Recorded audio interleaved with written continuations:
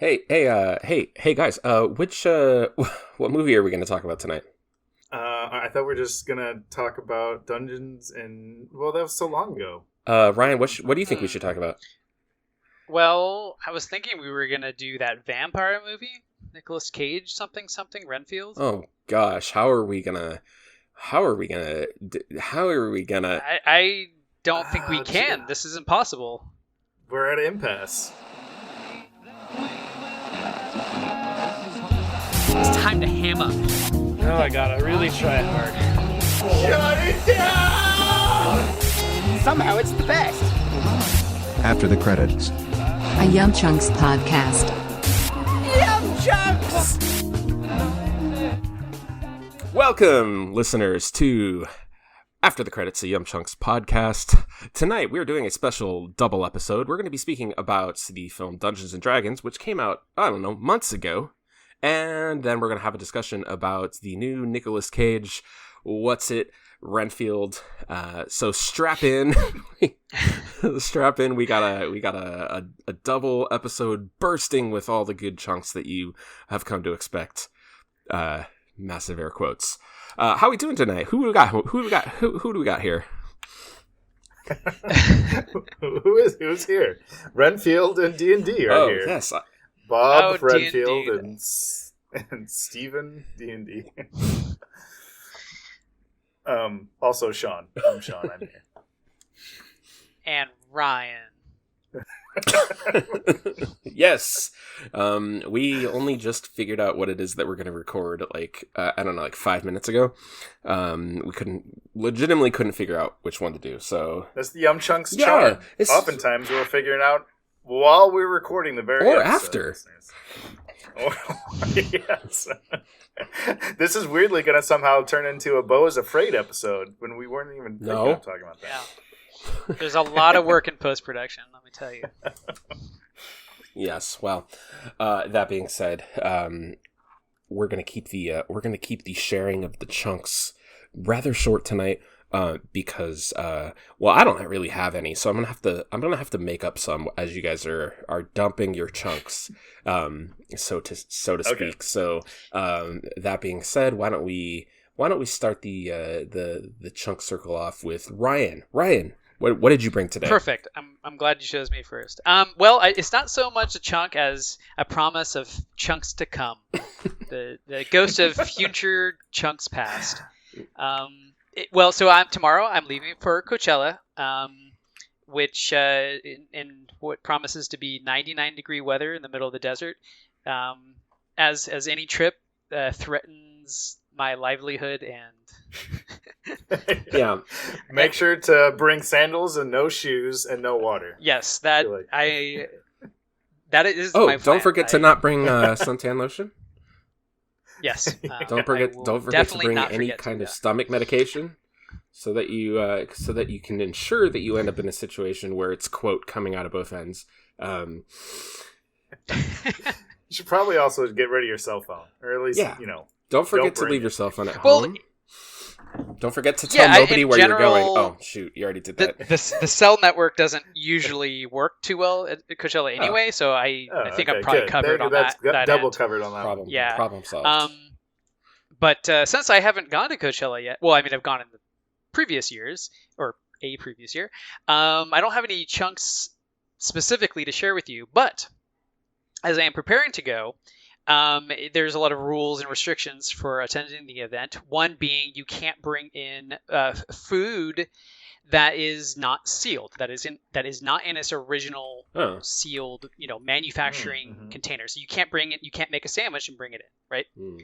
Yeah. So as I was like, okay, what would be, and I'm going to have like a little bag, a little satchel to kind of take with me, bring some snacks and water and whatever else I need. I'm not going to bring water. No, you can't bring water. No.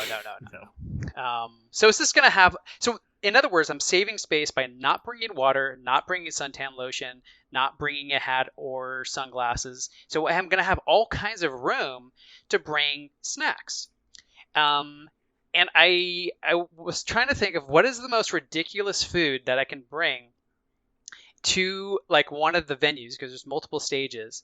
And in the blaring 99-degree heat, what would be the best food to open my bag and withdraw and potentially share with others at the festival?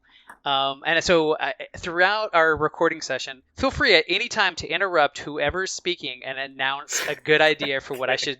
Like, I'm thinking just a jar of peanut butter, and you just as you're watching the show, everyone's singing along. My initial thought, I'm thinking yogurt, like one of those giant tubs of yogurt, like those that's Greek good. yogurt I like things. that. I like that. Okay, that's just like hand out a couple plastic spoons to people around you too, and just going, hey, dig in.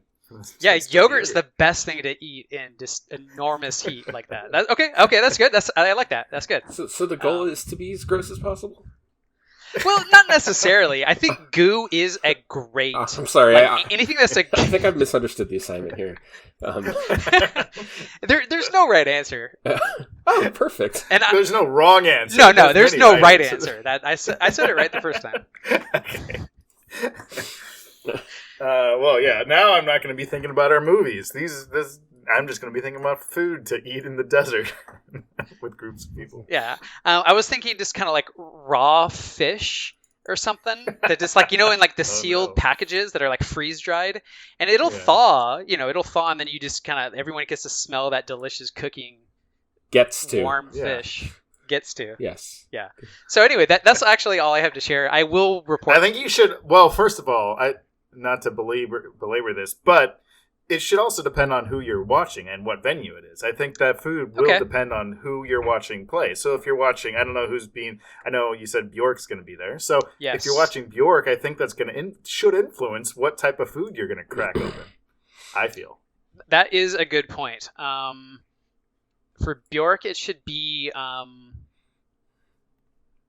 just like, when you go to Costco, I know my dad gets these, and they're just like those racks of ribs that are just like uncooked racks of ribs. Oh. And just bust that out and just go to town. And just cold ribs and barbecue. In all seriousness, though, you mentioned peanut butter, so I've actually been trying to think of this.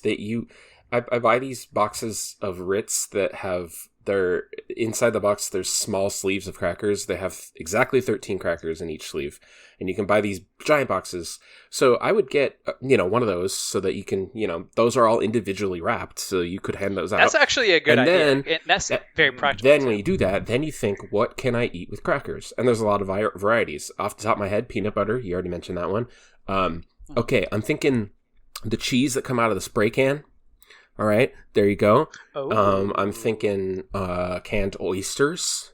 All right, those are good. Oh, now you're kicking it up a notch. Oysters, that's good. We didn't get those for cheap. We stuck to our closet with those during COVID.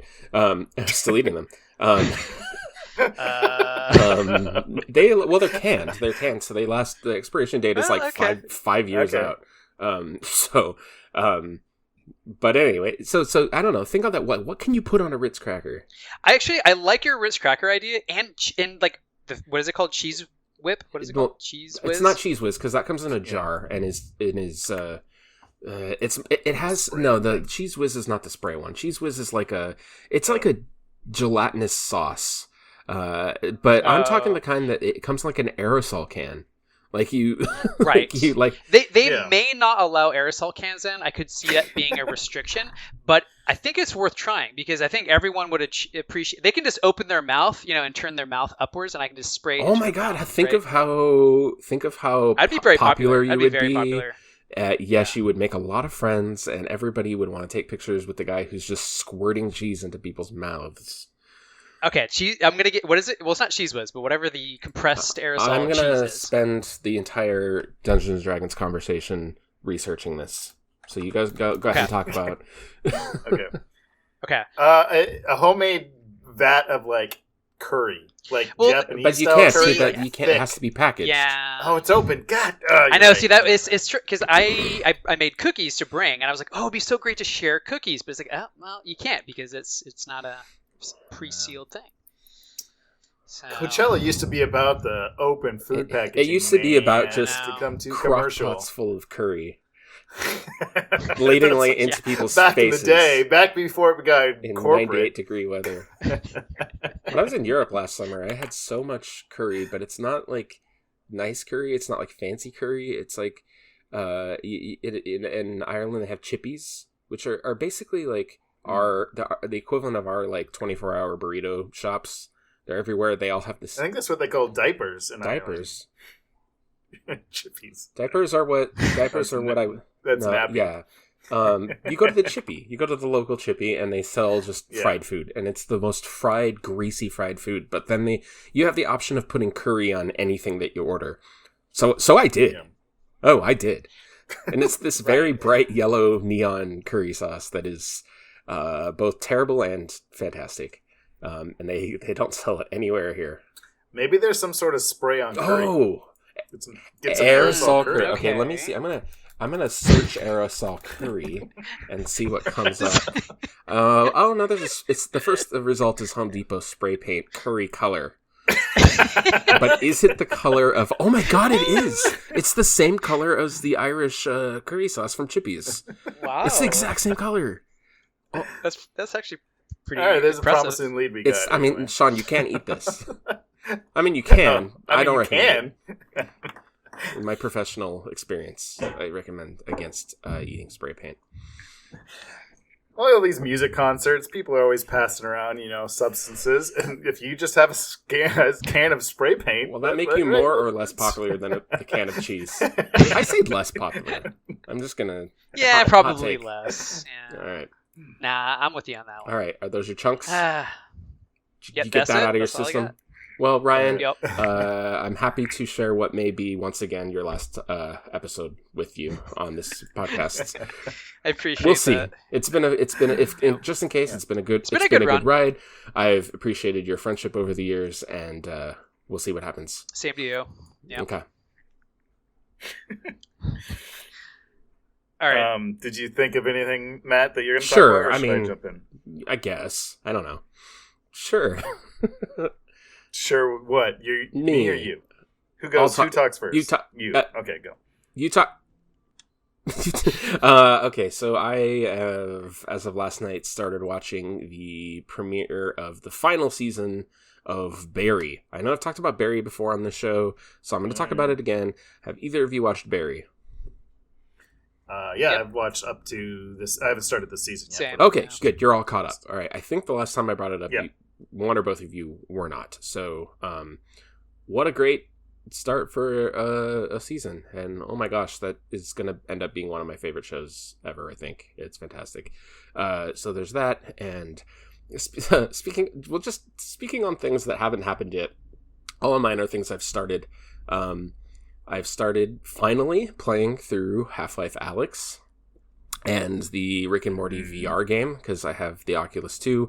Again, I have it, and oh man, I mean, I tried it out, Ryan, at your place some time ago, but right. Luckily, my memory being what it is these days, I forgot most of what actually happened, so I got to kind of re-experience those opening bits again, and just being in my own living room, and then then you're like, I'm inside Half-Life, I'm inside of it. This is I'm in tears because I'm so happy. I never thought I'd ever be inside Half-Life. And then I'm in tears because, oh my god, no, it's Half-Life. This is terrifying. Like when one of those tripod walkers walks by you, it's like the scariest thing. Like full scale, you're looking intense. up at it out the window or on your balcony, and it is so intense. Yeah. So I'll report back. I'm sure, I don't know how long it is, but I'll share that I'll get through it swiftly. Though it is spring musical time at the school where I teach, so we're in the crunch. So speaking on that, I probably won't be on the cast for a little while, probably for a few weeks. I might miss an episode or so. But I'm sure I'll have plenty of chunks to report back with when I come back. And I yield the rest of my time. Sean, blah. All right. The party accepts. I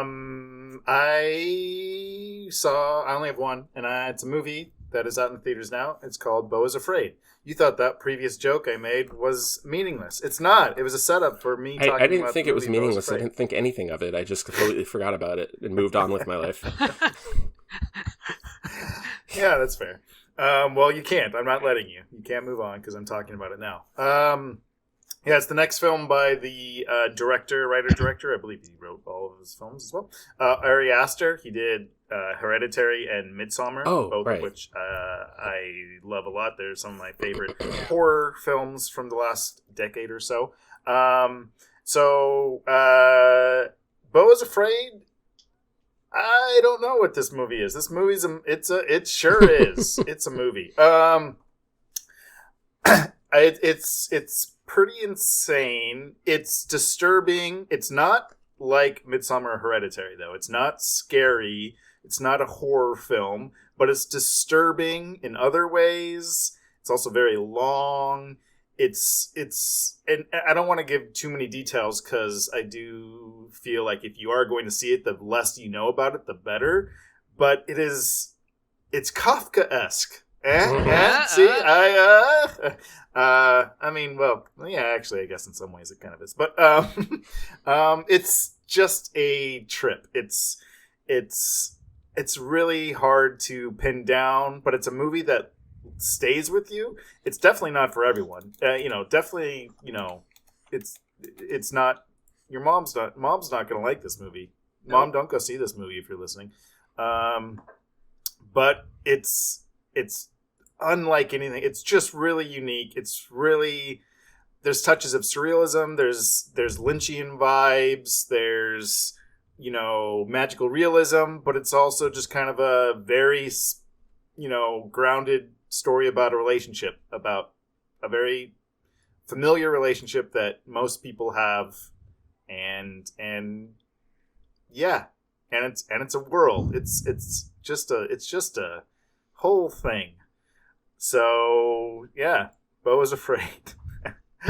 Man, I'm curious. Yeah, I just want to have more people see this movie so I could talk about it with them. But I'm sorry if you see this movie. You can blame me. If you end up seeing this movie, you can blame me. I will accept responsibility. Well, I was definitely already going to see it, just based on Ari Aster's pedigree. But, I'm scared. I'm also scared, as well as Beau is, because of his previous films. They're very traumatizing. Yeah, there's definitely traumatizing in this film. Oh, I will say it's not quite as the same type of trauma as Midsommar or Hereditary, though. So you're saying there's not head trauma? No comment. That means there is head trauma. I haven't seen Hereditary still, but I have seen Midsommar. Would you recommend that I go watch Hereditary first? Well, did you like Midsommar? Yes and no. I would say if you were into Midsommar, Hereditary is closer to Midsommar for sure. I think Beau is Afraid is far enough removed from the other two that you don't need to see the other ones. So. I mean, I know there's no continuity, or well, I guess I don't. No. I just mean that, even in terms of like the tone and kind of like I said, it's not a horror film, and it doesn't necessarily follow any of similar thematic beats. I would even say as the first two, his first two films. So I think you could see it and not be familiar with his work, and not get any less or more out of it. Like I said, it's a inscrutable film. That's a good way to describe it. It's inscrutable. So. Take that for what you will. Like I said, it's I guess a recommend for the people who know, and this is their type of thing. Yeah, go see it. But for everyone else, it would be hard to recommend this. It's definitely not for everyone. So I just had to look up inscrutable. Okay. Impossible to understand or interpret. Well, that's most movies for me. Well, maybe you'll actually key in on stuff that went over my head. All right. But anyways, that's all my chunks. So, okay, great. Well, let's kick off this double feature. We're gonna keep this. We're gonna keep these swift-ish. Which one are we starting with? Dungeons and Dragons. I believe we're going Dungeons and Dragons first. All right. Yes. Spoilers for Dungeons and Dragons. Who's recapping this one? I think I'm doing this one. Dungeons and Dragons spoilers. Spoilers for all of Dungeons and Dragons, just the game. The it's fine. I'm never gonna play it. So So we start in a prison in the realm of Faerun, which is the fantasy world of Dungeons & Dragons, and Chris Pine and Michelle Rodriguez are in prison, and there's a little bit of flashback as he's recounting how he's there. He used to have a family, a wife and a daughter, and he used to be kind of a protector of the realm, and they had a group of friends that kind of would go adventuring and steal things, and they had a fun time, a fun, happy past. But eventually tragedy hit. His wife died. His daughter was taken away, and they were thrown in prison. So he's been in prison for a couple years with Michelle Rodriguez. They break out of prison. He goes to find his daughter, and she's being, kept by Hugh Grant, who used to be one of their friends. And he's been kind of acting as like a father to her. And Chris Pine's like, "Oh, I'm so happy to see you again. We're gonna resurrect your mom. There's a way to do it, and I'm gonna figure out how to get our mom back, and we're gonna be the family we used to be." So he goes on a quest with Michelle Rodriguez to kind of get the band back together. He goes and finds his old sorcerer friend, Justice Smith, and he has a friend who's a druid, who's like in one with nature and can turn into animals and beasts. And they go on a quest to find this tablet that allows anyone to come back from the dead. They have many adventures. They meet a paladin. They go underground and fight dragons. They talk to the dead. There's other myriad adventures and quests they go on. Eventually, it kind of culminates. They come back to the city that Hugh Grant has been living in with his daughter, with Chris Pine's daughter. And there's going to be this big tournament at the city that Hugh Grant is kind of heading up. He's kind of like the mayor of the city. And this whole time, there has been an evil red wizard who's been working with Hugh Grant that's been giving him power. But she's actually been doing it for her own nefarious purposes to resurrect this evil ancient undead army. So Chris Pine gets back with his band of adventurers and thieves, and they break into a vault, and the sorcerer uses his magic powers with the helmet to steal the tablet and fight the Red Wizard Lady. They kill the Red Wizard Lady, and they save the city from ultimate undead army destruction. And right when they're about to use the tablet to resurrect his dead wife, Michelle Rodriguez died in the fighting, and it's very sad. So instead of resurrecting his dead wife, he resurrects Michelle Rodriguez, because Michelle Rodriguez was actually more of a mom to his daughter, because his daughter knows her better, and her mom died years ago when she was just a little girl, so she doesn't really remember her. But Michelle Rodriguez has basically been her actual mom this whole time. So Chris Pine decides to resurrect Michelle Rodriguez instead, and they are happy and together again, and they go off on adventures. I think something probably, a general upbeat, happy ending where all the bad guys are defeated. Hugh Grant gets his comeuppance. He's not dead or anything, but the real bad guys are dead, and that's it. Dungeons and Dragons: Honor Among Thieves. I think I got most of the important beats. Big stuff. Yeah. Fun adventure. Crazy shenanigans. And all the characters. Cool. So, yeah, we are a little late. Not too bad. I think when it coming out about a month ago now, I guess. Mid-March, I think. So, but it got pretty well, received reviews and was doing very well. And I'm happy that we're going to take some time to talk about it, because I'll just say it up front. I really like this film. I enjoyed it a lot. It was super fun. It was funny. It was light and breezy when it needs to be, but it actually had weight. It had good thematic kind of like elements to it. I liked all the characters. I liked the actors. And on top of all that stuff, and maybe a relevant topic based on some previous conversations we had, it also did fan service. What, you could have all those good things that you want a movie to have, and have fan service and references? Weird. Anyways, I like this movie a lot. Not perfect. There's some criticisms I have for sure, but really just like a pleasant, awesome surprise. And I'm excited that this may become more of a franchise. Dungeons and Dragons is such a unique kind of property that it doesn't have to be a single storyline or single set of characters, though I did like all, if not most if not all these characters, and would be happy to see them all return. So, anyways, that's my take. What about you guys? Ryan, why don't you take this? Yeah, sure. Yeah, I really, really like this movie. I think partially because I think it was hard to have any sort of expectations for the movie, and so you just kind of like, all right, this will be just maybe hopefully a fun romp, and it 100% delivers on that. Just a good time at the movies. I don't know if you guys got it, but before the feature presentation, there was a little one of those things where the cast is, kind of speaking to the audience like, thanks for coming back to the theater, guys. This was meant to be seen on the big screen, blah, blah, blah. This weird sort of propaganda thing that we've been kind of seeing lately. And yeah, I think as much as I kind of rolled my eyes at that, I was like, yeah, you know what? This is the, perfect kind of just popcorn movie going fun adventure that it takes itself perfectly serious enough, has good pacing, and is just a good romp the whole way through. So yeah, I have almost nothing like negative, I guess.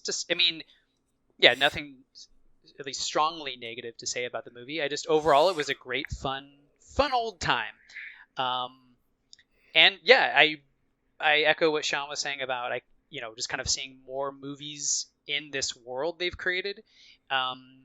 Not being necessarily super unique or anything, but it had a presence and it had an identity. And yeah, as soon as the movie ended, I was like, oh man, when do I get more of this? And I think that's almost like the best feeling you can have leaving a movie, in a way. So yeah, that's my take. Always leave them wanting more. There you go. Okay, well, it's going to be very, very difficult for me to be objective on this because this movie was my first experience seeing a movie in Regal 4DX. Now, I don't know if it's always this bad, because, they have... I was very impressed by the setup in the theater.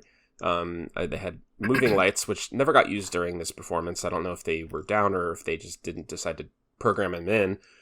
Snow machines, which did get used, water machines, fog machines. Wow, jeez. Yeah, though I think I could see there were 2 fog machines, one on either side of the screen, and only one of them ever came on. So, I don't really put much faith in Regal to be maintaining these special effect things, like when they can barely maintain their concession stand. But and there's some strobes and stuff. But the main thing is that your seats move, So, anytime there's a fight scene, every kick, every punch, every throw knocks your seat from one extreme position to the other. If you're leaning to the left, it in like a fraction of a second knocks you all the way to the right. So, if you want to know what it's like to get beat up for 2 hours, then yes, I would recommend watching this movie in 4DX.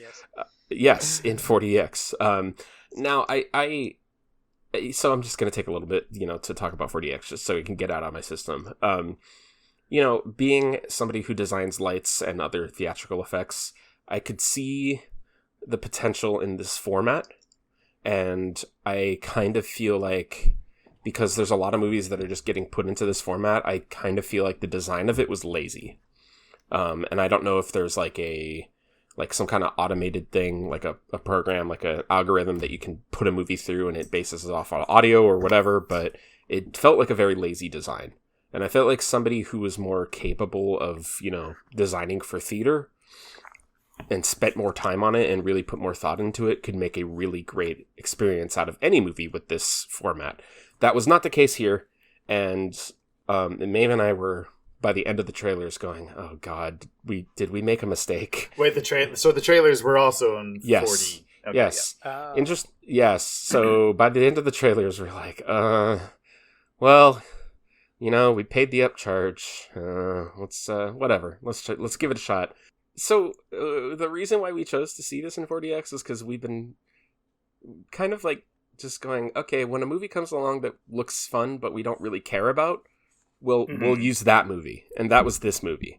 I didn't really care about it. I couldn't get a sense of whether I was going to like it or not based on the trailer. I don't care really about Dungeons and Dragons as a concept, or as an IP, I guess I should say.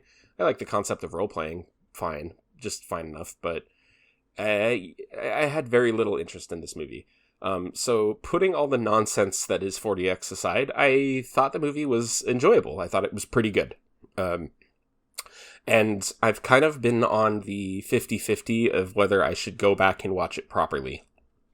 And the fact that I'm feeling that way is, I guess, indicative of my feeling of the movie. You know, like it's I guess a testament that it's somehow you still are kind of wanting to see it again, maybe despite the 4D. Right. I'm like, yeah. I know that I would have enjoyed it more if I just saw it in regular theater. Yeah. But do I recognize enough of the positives of this movie to actually make me want to go out and take the time and go sit through this movie again? That's kind of where I'm at. Because I had to watch it ignoring all the craziness, going, oh, okay, this is objective. This is a good scene, and this is a good scene. Oh, this has good tone to it. This is fun. You know, like, I was kind of analyzing it on like a, I don't know, like a mathematical level. Like, I'm looking at the pieces going, this piece plus this piece equals good movie. This, you know, like, but my enjoyment was severely impacted. So, that's my starting point, and that's why I feel like I'm not the best person to talk about this movie. So, that being said, I would say I generally came away from the movie with positive thoughts, but not overwhelmingly positive. So, there you go. There's my initial thoughts. Take it away from here. I'm going to follow your guys' lead on this one. Well, yeah, I know both Sean and I have shared our 4DX experiences to much of our confusion and frustration, I suppose you could say.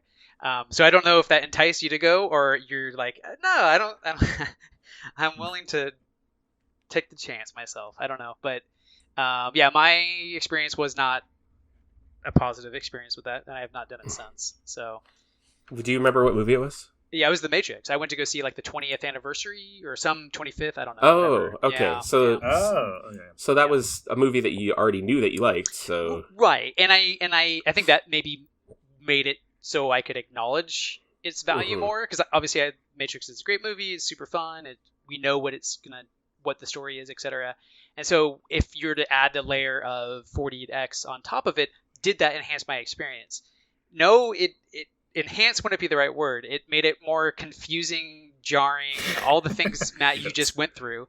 I guess, like, when in retrospect, what I should have done is I should have seen Spider-Man No Way Home in this format, because I saw that movie like 5 or 6 times in theaters, and like I could have gone like your experience, you've probably seen The Matrix countless times. Yeah, I probably could have gone going, okay, I've gotten enough enjoyment out of this movie watching it regularly. I'm going to go in and I could just focus on how they're designing for these special effects and for my thoughts about 4DX as a concept in a more, like, with a control variable, you know, like with a control item. So, and I didn't do that, and I wish I had, because I feel like I owe it to this movie to watch it again, you know. But yeah, I mean, my experience was with Godzilla, King of the Monsters, I think, and I don't feel like that movie, because I have seen that movie since without 4D, and the 4D was obnoxious in that, and it did not help that movie. That is for sure. But I don't think, like, I mean, I guess I would have liked it more. I would have liked the experience more. But yeah, the 4D thing, I just don't. It's like one of those things where it's just like an idea from an executive that doesn't like understand movies or something, or like the media is like, yeah, this is what people want, right? They want like virtual reality, but in a movie theater, and it doesn't make sense, because like you're saying, Chewy, in an action scene, every time someone gets punched, it's like, it just is more confusing than anything. Yeah. Not to mention the like literal physical discomfort, but just like, wait, am I supposed to be Chris Pine getting punched? Because he's on screen, so it's not it's not a video game where it's first person and I'm so. But then it's also shaking when other characters. So it's like, am I all the characters? But the character is moving to the right on screen, but it's my left. But the seat is moving to the left. Like, that's so why. None of it. That's why I use the word lazy. That's a good summation. Yeah, exactly. Because there are moments that work really well. Anytime that there's those very beautiful sweeping camera shots of the countryside as the helicopter shots, and the chairs are just gently drifting, like a Soarin' over California situation, works perfectly. You have some fog, and you just gently moving, and then there's like scenes where they're on like a wagon or a carriage, and the seats lightly vibrating with the rhythm of the cart that they're riding in, or whatever stuff like that. That's good. It should augment it. It should not be the main attraction, which is why I think if care was taken and time was taken for these movie releases, you could make really, really good products out of it, and you could really make a big deal of it. And I think people would like it, and you could actually get the butts in the seats and charge a lot. Like, I feel like 4DX has a lot of potential, and it's completely wasted right now, because I can't imagine anybody being like, oh yeah, I gotta see it in that format. It's just another, I mean, if you go to, there's a theater close by that's like a 20 screen, and they have, for some movies, you can see it normally, you can see it in 3D, you can see it in 4DX, you can see it in ScreenX, you can see it in IMAX, and you can also see it in Regal, what's it called? Fancy Regal... RPX? RPX. Yeah. Ugh. That's, 7 formats I just listed to see the same movie? Yeah. They're just giving you reasons, they're just like, okay, let's give them all these options and upcharge all of them so that we can increase the chances of people spending more on a ticket. Because a cut of it goes to the studios. Most of the ticket prices go to the studios. Movie theaters make most of their money on concessions. So I have a feeling that these upcharges mostly go to the theater. But at any rate, but yeah, let's talk about the actual movie, since we have another movie to talk about after this. Well, I mean, we mentioned kind of our overall thoughts and stuff, but the world of D&D is interesting, right? There was that movie in the early 2000s that was pretty unsuccessful and not great and forgettable, but otherwise it's interesting that this IP has never really been tried in film. I guess that was the one time when they're like, oh, that wasn't it. Apparently that was a trilogy. They call it the D&D trilogy. It was... Oh. Yeah, so there was the first one, which I did see, although I actually only saw it a few years back, honestly, because I just heard it was so bad. It did have Jeremy Irons, which was cool, and I had the girl from something else, but anyway, it was pretty bad. I mean, no, it was really bad. I did not see the other ones. I am kind of curious. I did not know they made. Definitely. I didn't so they came out in 2000, 2005, and 2012.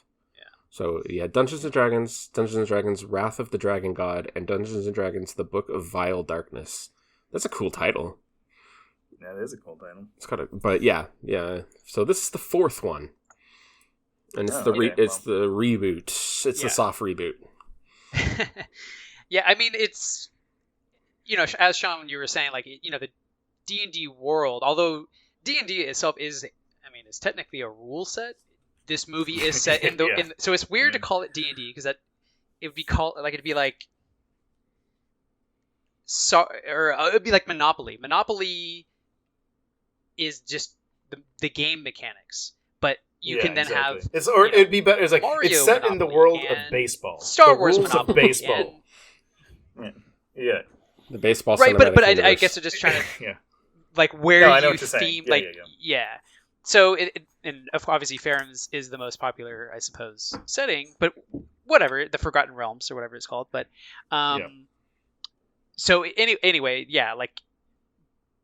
and I guess I don't actually know what the other movies were set in or whatever, but anyway, that's not really that important, I suppose. Sorry, just bringing it up though is just that this is I think a great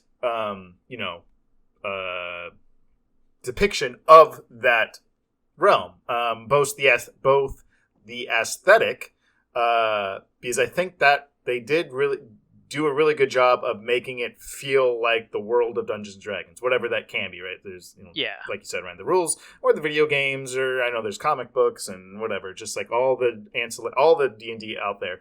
It felt like that stuff. Oh, my stupid phone going off again. It felt like all that stuff, but then also it properly adapted it to the medium of film. And then, so, I'd mentioned this in not in the summary, but my overthoughts, is that all those references were like, yes, these are very specific things from D&D. All the monsters, all the enemies, there's magic, specific magic spells, the locations, right? All these things and characters. All these things are directly from the overall Dungeons and Dragons lore. Yeah. But, and I guess I'll just ask you, Chewy, did you get any of those references? No. Exactly, right? Yeah. And I've talked to other friends who did not either. And I myself got some of them, but I know a lot of the things went over my head.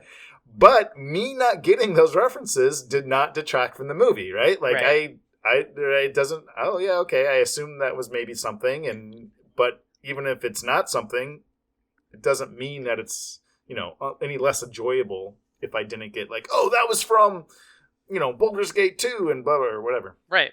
In any case. Yeah, no, and I will say conversely, I'll just say I probably got maybe a little bit more than you, but I know, because I'm not even really know what I'm talking about, to be honest with you, but I've played the games, the video games. That's where my knowledge comes from, which, and how close that is to the original content, who knows? But anyway, the reason I'm bringing this up is that, not noticing or getting these references does not detract from the experience at all. And I'll also say that getting those references didn't feel like I know that. It felt like it was organic to the world. It felt like, they're going to Waterdeep, or where do they go? Neverwinter?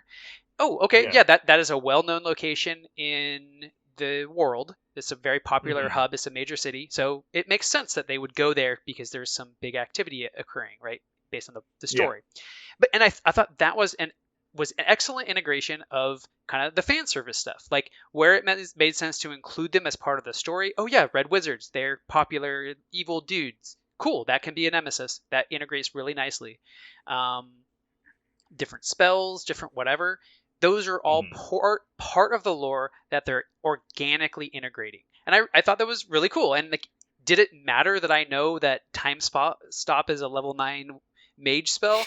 No, it doesn't. No, it doesn't matter. Everyone knows what it does. Even if you have no clue what magic is, it stops time. Cool, got it. Let's move on. Right? I think that was just a perfect balancing and, like I said, integration of those elements, which I very much appreciated.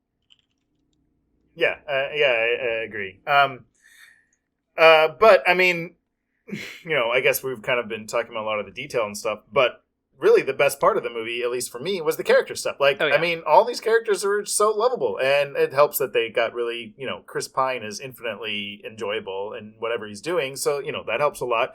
But everyone, really, and the relationships they have, the banter, both funny and fun. I will say that my biggest criticism of the film is character stuff, and that is, I feel like a lot of the sequences, a lot of the characters don't always have a lot to do, whereas I wish there was more, like, specifically the druid kind of character. The tiefling. I wish there's a lot of scenes where she's just kind of there. She has no lines, and she's just kind of running. And to a certain extent, even, like, Michelle Rodriguez at parts and stuff. It's not a nitpick, but I think overall it's a minor criticism. But that's just because when they are working, and which is most of the film, I think it's so great. And it's like, and they all have like arcs, like and not that they're complex or nuanced and super like whatever. I'm not necessarily, we don't need a crazy, intricate, in-depth arc that is layered of, no, these are pretty well drawn, very obvious arcs, but they're there and they work, and they're, they add to these characters, like, right. And we can acknowledge them and appreciate them when they pay off, right? Exactly. Yeah, and even like the character sort of just archetypes, even though they might be kind of like broadly painted, they still work and give each character enough of their own personality. And I think a lot of that does come from the actors themselves. Like, they're given the template, and I think actually Michelle Rodriguez, I think she actually does play D&D.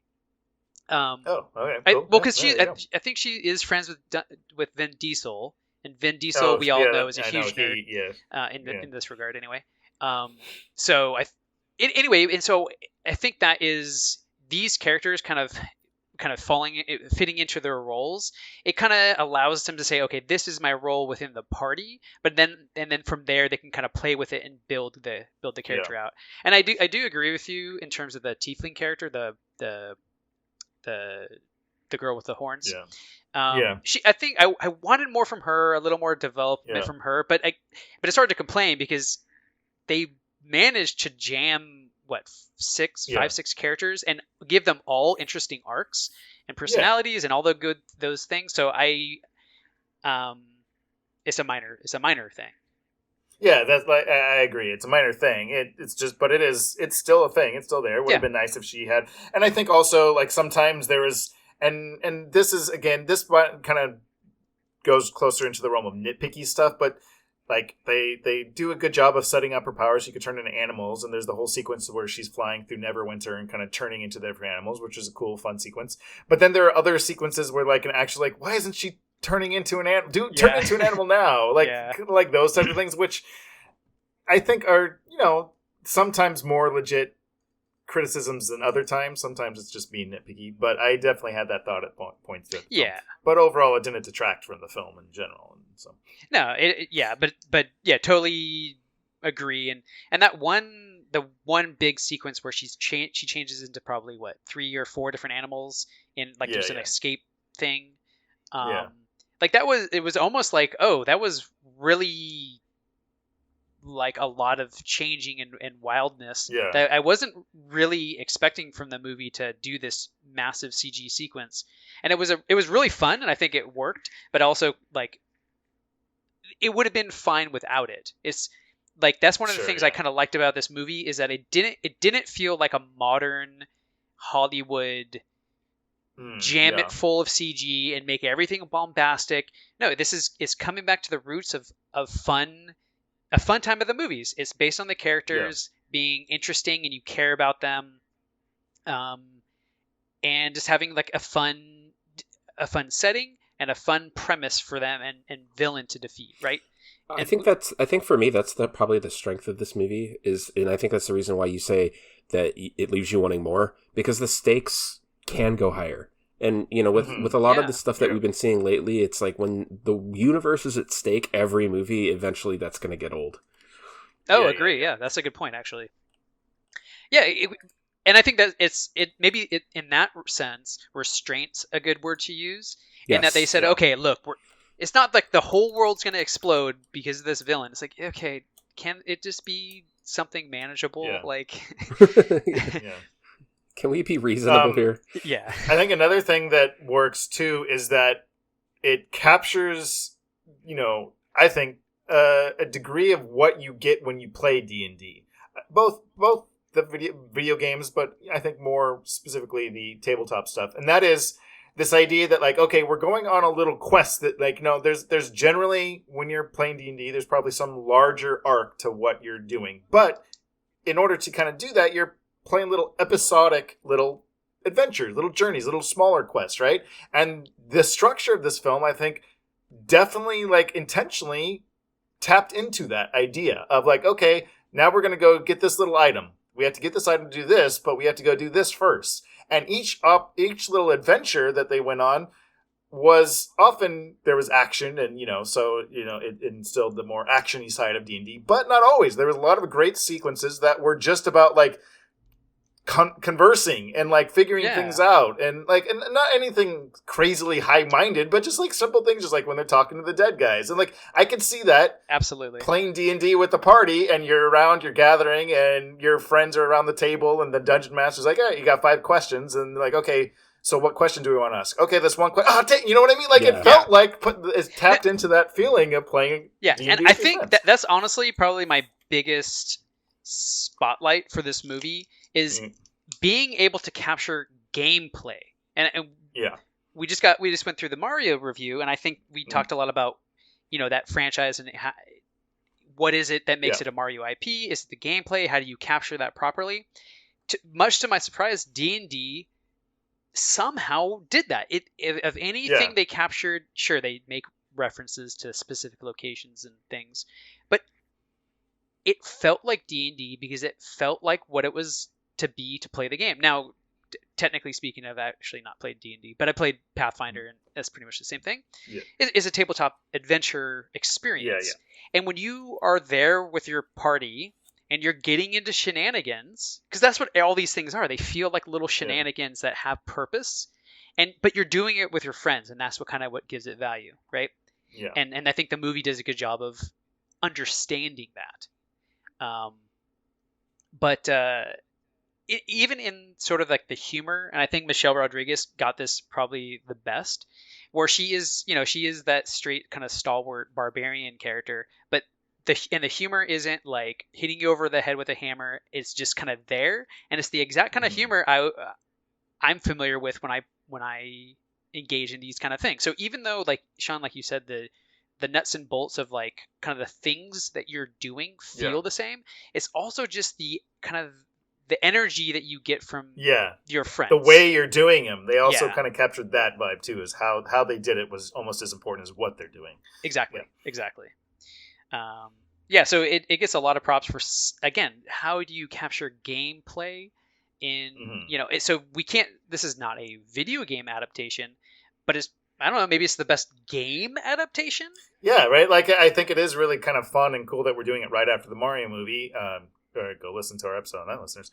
And all of our thoughts on that and adapting a game and everything we had to say about it. And here, adapting a game of a different sort, but I think in a lot of ways doing what we were hoping the Mario movie would do, right? And still staying true to the game, like what we loved about those games. It is in adaptation, finding out what is it that people love about the original and how do you translate that into a new medium. Yes. Yeah. And I think I would agree. I think that whatever you're saying about this movie, I think it really does that very well. Not only having a tiny bit of role playing experience, I can still get that flavor. Like we were saying with the graveyard scene, that is great. Yeah, it's a great example, and it's a great example of where the Marvel movie did not. Yeah. Yeah. Right. Yeah, exactly. Like you were even talking about, like when on the Mario, it's like, oh, if you're playing with your brother and like the cooperation and sometimes the antagonism between playing together Mario with your friends, like, oh, that would have been cool if they somehow Nope, they didn't really even try to capture that. Right. That's fine, I guess. Yeah. But they did it in D&D, and I think it's just it's great. It's super fun.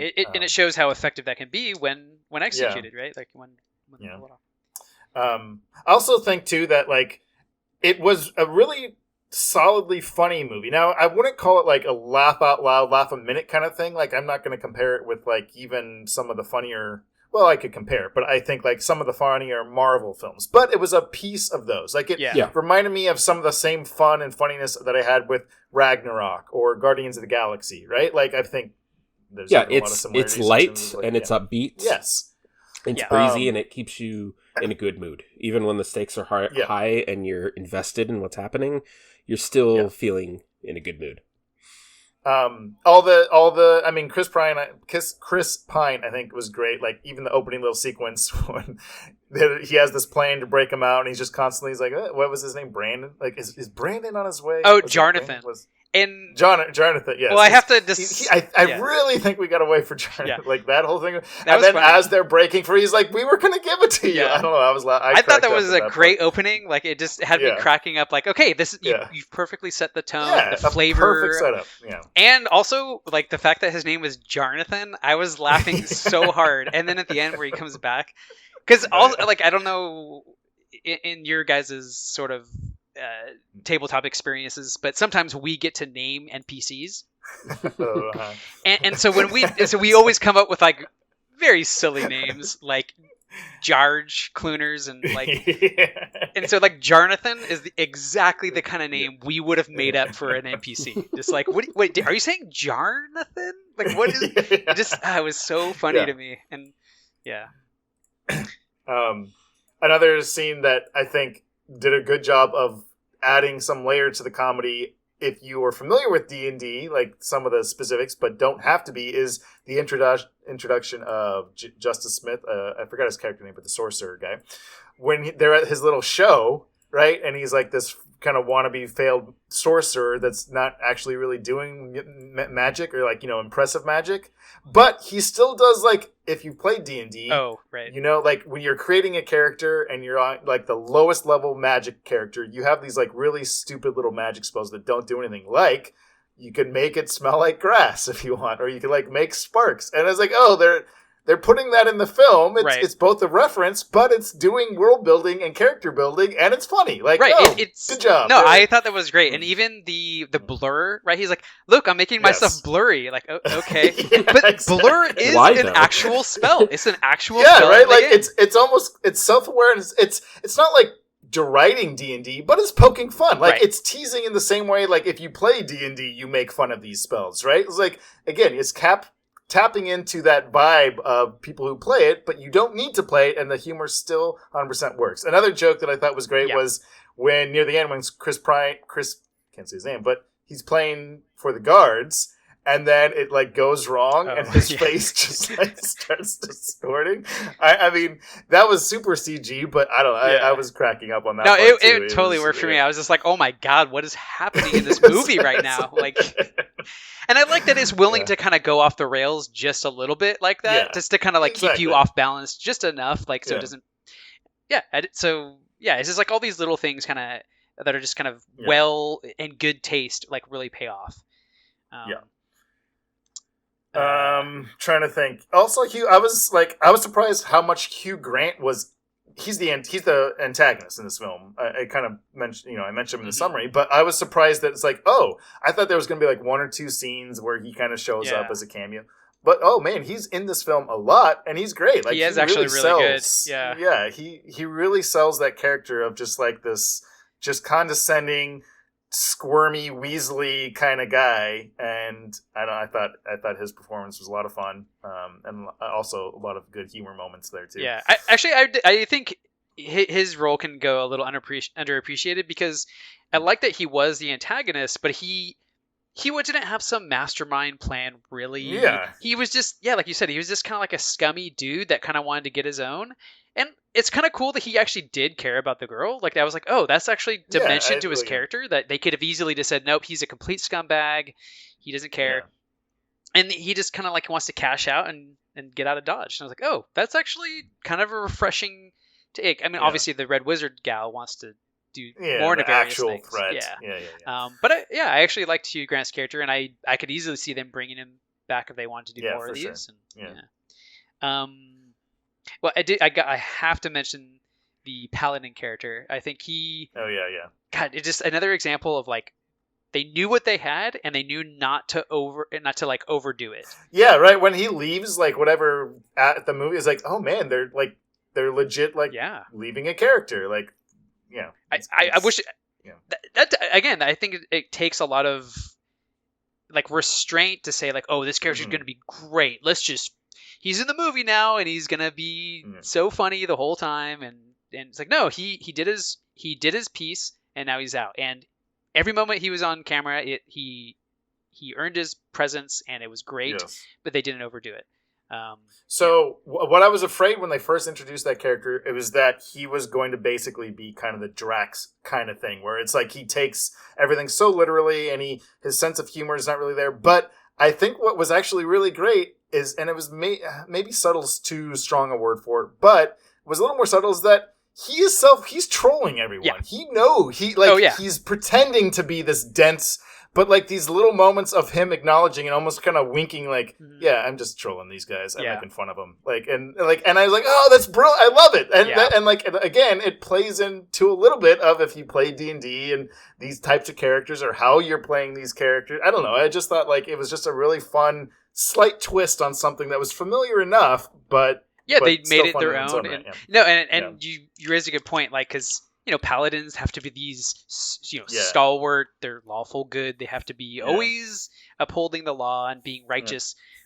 so it's oftentimes becomes a very boring character to play, especially in a group of thieves and miscreants. Yeah. So they like, no, this is what's up. This is how this works, and you're just like, oh my gosh, that is just so brilliant. And then just like his last scene where he's leaving, he's like he's walking right towards that rock. What is he gonna move, or is he just gonna walk? Nope, he's just gonna walk right over it. Okay. I was laughing so hard. That was so good. Yeah, that was great. Yeah, I mean, obviously we can't spend forever, so I don't. Is there any last kind of big thoughts that we wanted to touch on? Overall, we all generally seem to enjoy it in varying degrees.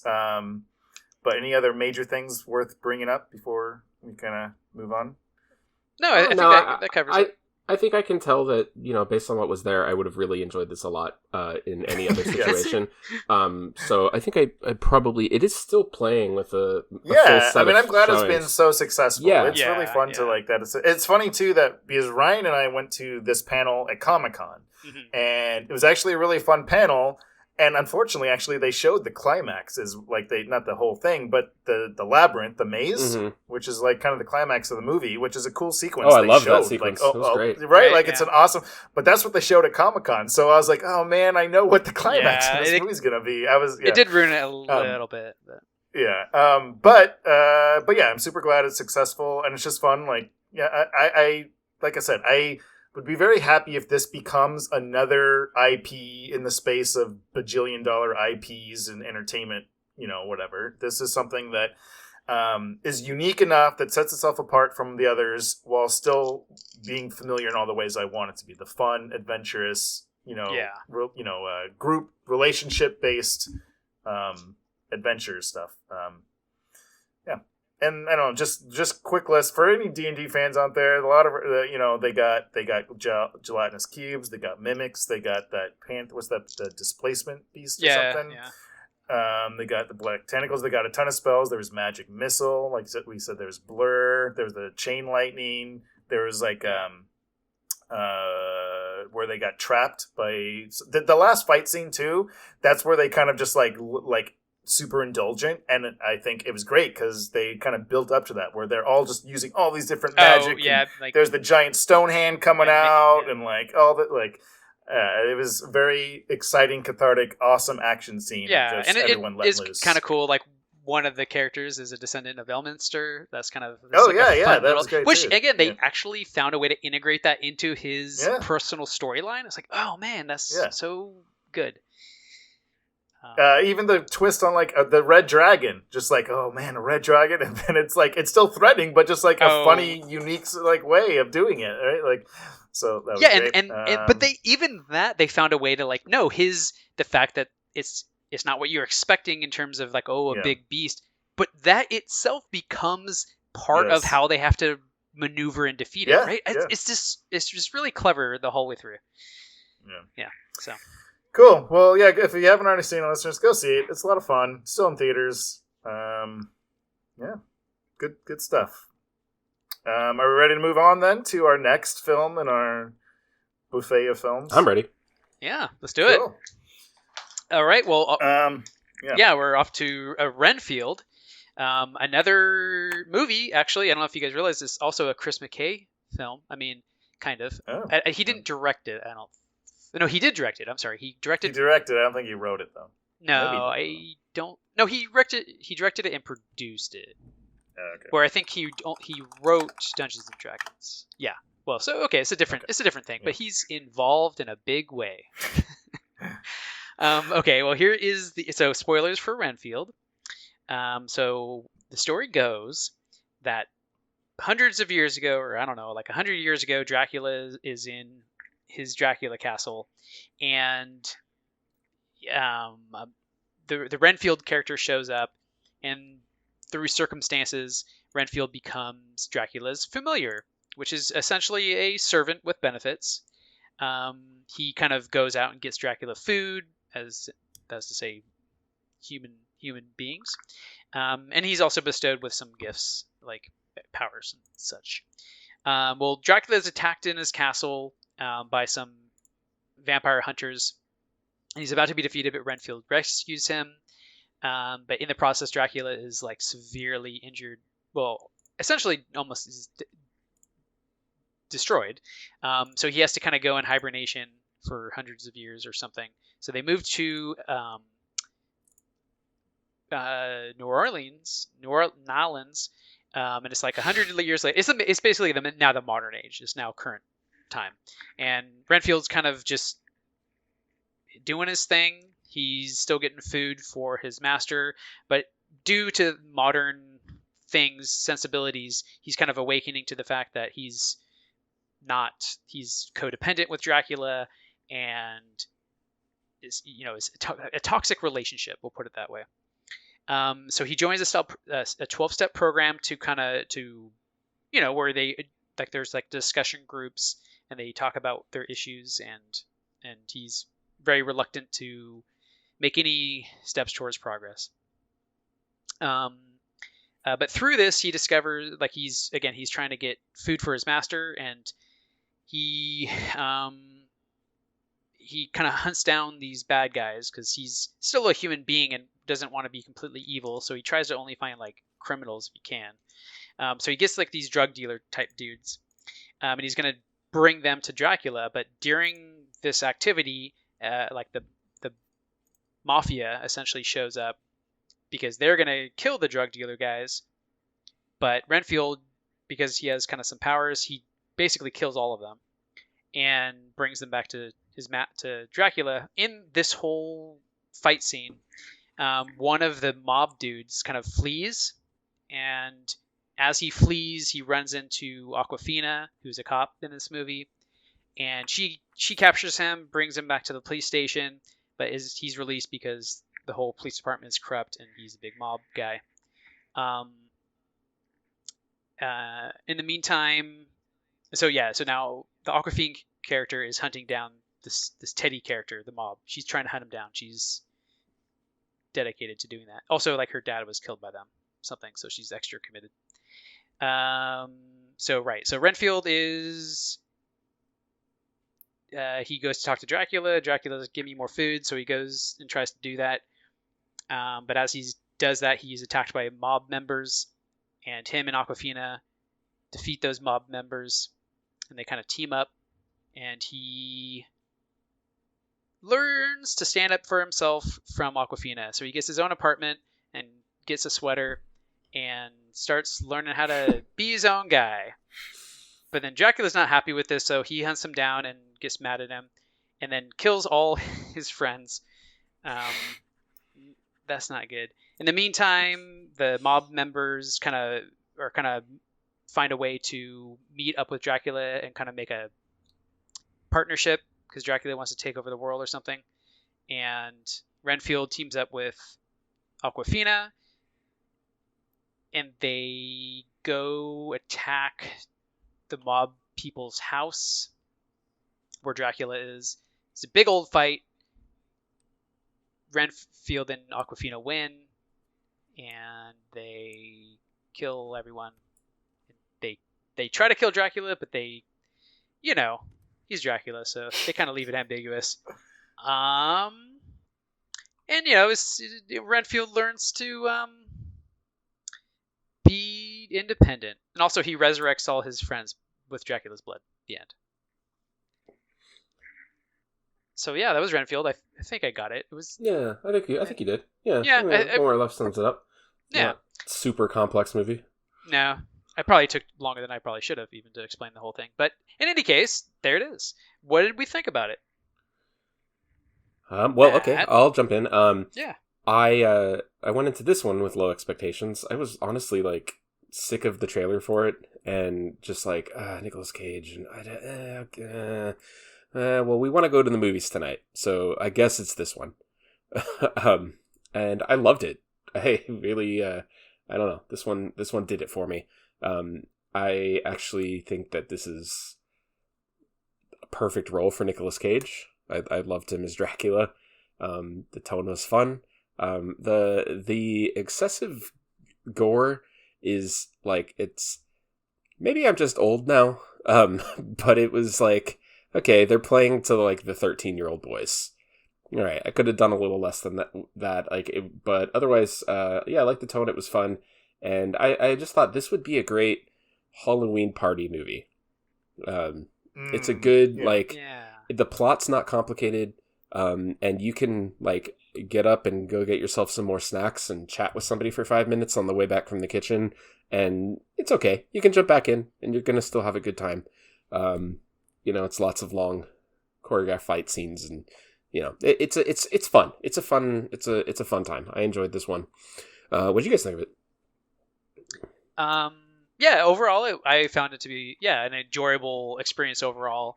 I think there was maybe some missed opportunities or just things I wish they had maybe developed more or spent less time. Like you kind of said, these. One thing I didn't know this was going to be such an action movie. Neither did I. Yeah. Yeah, and it was kind of bewildering because I was like, oh, I guess this is an action movie. And it kind of felt like it was a little bit out of place. Like that wasn't what this movie. I hate to say it's not what it should have been, but I don't know. It just felt like I would have liked more character development. Like the core of this movie was Nick Cage and Dracula and Renfield's codependence and their relationship, and I felt like we got very, very little of that. And I think that so. But having said that, and we'll get into it more, I did still overall find it enjoyable. I have some issues I like that they tried to do these kind of running jokes, but then they either got dropped or maybe underdeveloped. But anyway, they're more like minor things that just kind of overall added up to the movie feeling a little uneven. But Matt, I really like your take on the movie in terms of this is a perfect Halloween party movie, because that's exactly where this would be the best way to view this. It feels casual both in its tone and in its attitude towards the people who made it. It's casual. It is not shooting for the stars, but it's fun and it's a good time, and I think it accomplishes what it sets out to do. Sean, what did you think of this? Yeah, I mean, for the most part, agree. I think maybe, I don't want to say I'm negative on it, because I'm not at all. I did enjoy it, but maybe some of the stuff you were saying, Ryan, some of the stuff that maybe didn't add up to a complete experience that I was hoping for. But I think the way I think about it is I think there's a lot of scenes that really were awesome, fun scenes, and those scenes in isolation were great, and there was a lot of those. So I think overall it was a good film just by having a lot of those scenes. But a lot of the times it just felt like everything surrounding those scenes didn't always work, and I think that's what you were talking about in terms of the character relationship and some of the kind of motivation. I think they did a good job with the tone overall. I definitely liked the kind of irreverent, hyper-violent, but kind of cartoony, video gamey Mortal Kombat style violence. But then sometimes I do feel there's a few times where that kind of clashed with how serious they were trying to be. But then you would have a scene where they're literally stabbing a guy with another guy's dismembered arms. And so the emotional weight that I think they were trying to have didn't always land for me, and it was sometimes just a little bit off-putting. But that being said, to echo Ryan's endorsement of your idea, Chewy, a Halloween party movie, this is perfect for. I think also I probably would have enjoyed it just more in general if I had seen it with other people, because I just saw it by myself at the theater, and I also think my theater wasn't really into it. Does it? We talk often about going to a theater and sometimes a theater being into a movie and how that adds to experience. But sometimes if a theater is not into the movie, how that can also negatively hurt. No one was laughing at any of the jokes. To a weird, just I was and then no one else was laughing, so I kind of stopped laughing, and then it was that kind of thing, just the subtle influence it has on your experience. Yeah. So that's not the film's fault per se, but I definitely just felt like my experience was not the best way for it, but I still enjoyed it. Yeah, I suppose I can echo that too, because my theater wasn't exactly always responding to certain jokes and that kind of thing. I mean, I was the only person in the theater, so it was.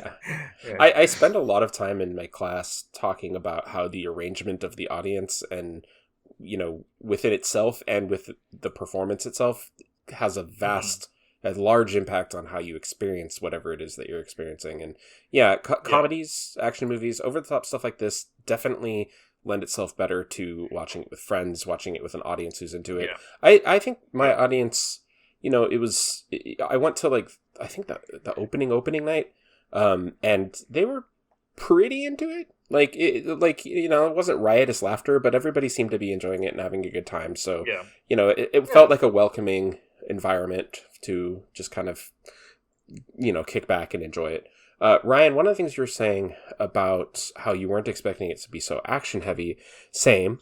But one of the things that I went into going into the movie, is that it'd be impossible for me and probably a lot of people to not directly compare this to What We Do in the Shadows, particularly the TV show, because the TV show does have a lot of action in it. There are a lot of fight scenes. There's a lot of gory fight scenes. And, a story about where the main character is a familiar, right? It's going to cover a lot of the same beats, a lot of the same type of humor. So I think that at least for me, because I hold that show so dear to my heart. I love that show so much. I think that having a more crime, police, mob story is what was made me able to put those preconceived biases aside and enjoy this movie more. I think that's why it worked for me. And yeah, the Mortal Kombat baddie stuff is kind of what I was talking about. Like at a certain point, that's diminishing returns. Exactly. So that's why I could have used it, crank it down just a little bit. I'm not some kind of violence is that they're corrupting our youth, and this is no. It's like no, I enjoy that campy violence stuff, just fine. But yeah, it's you don't want candy for breakfast, lunch, and dinner. Like some restraint, please. Yeah, restraint. I think it was like because like the initial fight scene of like kind of the ultra crazy violence is kind of like it's one of these types of movies, hell. But then I don't know if I wanted to escalate, and I mean maybe to an extent, but it felt like it was kind of just doing that same joke again, right? Like if you don't think of it in terms of violence, but think of it like a joke, right? It just felt like you're just saying the same joke over and over again. Yeah, there's a sequence midway through the movie where they're in like they're in a building that has like an open air patio in the center. Yeah, it's like an apartment. Yeah, and people are falling off. I love that set piece. I thought that was great.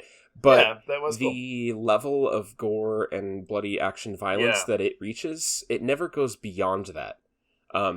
So if the climax got to that point and some of the more ridiculous things that were happening you didn't see until the climax and it built, then you get to the climax and be like, oh my god, that happened. Oh my god, that happened too. Like, there's not quite a precedent for it in the movie yet. Build that over time and allow it to be the candy at the end of the meal, the dessert, right? Yeah. And that's why they gave away the goods a little too early, I think.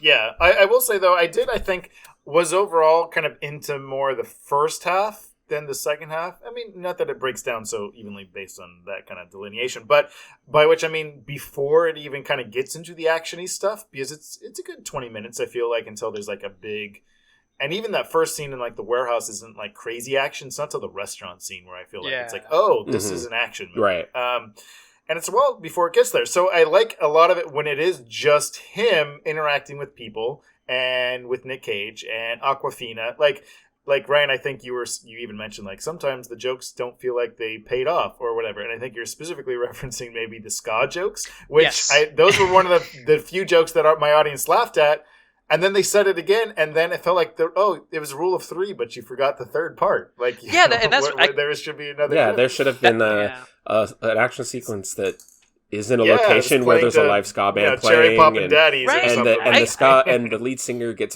killed in a very brutal, hilarious way. Yeah, exactly. Right, like it's like, that's exactly what I was thinking too. Like that, bring it back, because the 1-2 punch, the first two instances were funny. Exactly. Like, this is such a weird thing to make a running joke. Yeah, and that humor, it works, right? Yeah. It's a good juxtaposition between the crazy vampire stuff and then they're so specifically talking about ska. It's just like, oh, that's funny and quirky and weird. And if it's especially if it came late into the film, right? You're not expecting the payoff at that. It's like, oh, the ska music, right? Oh, boom, hilarious, right? Like, it would be great. But things like that is what I think what you're kind of saying, where it's like a lot of these things didn't quite add up all the way. Yeah, and like that guy Kyle, like, shut up, Kyle, or remember? And that was kind of funny, just because it's like, I don't know, just whatever. But again, bring it back, do something with it. I don't know. I mean, those are two interesting examples or whatever, but I just kind of like it adds up to this whole like, it feels unfinished in a way or something like that. And I agreed too, Chewy. You were saying that like, how many times you've seen this trailer, and unfortunately, I was kind of the same, because some of this stuff, I mean, just the ongoing battle between society and trailers that ruin anything that we want to like is how much they ruin. Like the scene where the self-help or the help group is kind of like, and the leader is kind of talking to him. I was like, how much better that scene would have been if I hadn't seen it 20 times already. Yeah, of course, because that's a funny concept. Yeah, right. That would be great. It'd be unique, original, and then like, why would you say that? That line they would be ruined so that funny. in the because I don't think I saw a trailer. Yes. Because wow. I always avoid them. But that was I genuinely, that was one of the things I think I laughed. Well, it was probably the moment I laughed hardest at in the movie. Like, we won't let him. Yes. Maybe I shouldn't ruin it, but we know full power. Yeah. Right. And I was like that, and he's just like, "Why would you say it that way?" I was like, "That's so hilarious." It is. It's a great sequence, but they show it in the trailer. That's not good. Why would they ruin that? Well. Anyways, so again, that's not so specifically the film's fault, right? But it is just kind of, it's like, oh man, I think this film probably is better than I kind of feel towards it, and there's just some elements that unfortunately kind of lined up that didn't help it. I think for me it helped that I was over the movie before I saw it. So then I felt true. like, this is a better experience. Maybe if I had expecting. seen the trailer a few more times, I would have reached that level. Nick Cage is definitely kind of the scene stealer when he's in those scenes, and it definitely feels like, oh yes, this is, as much as he's like, kind of made fun of for just like doing anything that they put in front of him for the last couple of years, like, oh, this is what he should be doing. Yes. Right? Oh yeah. Oh yeah, 100%. In fact, I think it's one of those things where like I want to say that I wish there was more of him, just like hamming it up, just chewing scenery, just in the movie more. But I think maybe that's a good thing that he was in it. Yeah. You know what I mean? Because that and like you were just saying, like they leave you wanting more. Of him. Yeah, right? and so I think they actually did play his character well in that regard, like using him when they should and stuff. And his character was very much. He felt like an homage to like old Dracula portrayals, and I like that. I would have liked him to be a little bit. I don't know. I mean, he was really good. I can't really fault too much or anything. Just that he was so like just ragey the whole time. So like, I see. Maybe if he played a little bit more softer in some parts, so that when he gets to the ragey part, exactly. He just felt like just a rage lord the whole time, and just like, okay, like. Because that way, kind of because again, this, and the reason I'm actually mentioning that is kind of it sort of goes back to his relationship with Renfield, in that in order for that relationship to feel codependent and feel like there's a reason for Renfield to be there, besides just being threatened of his life, right?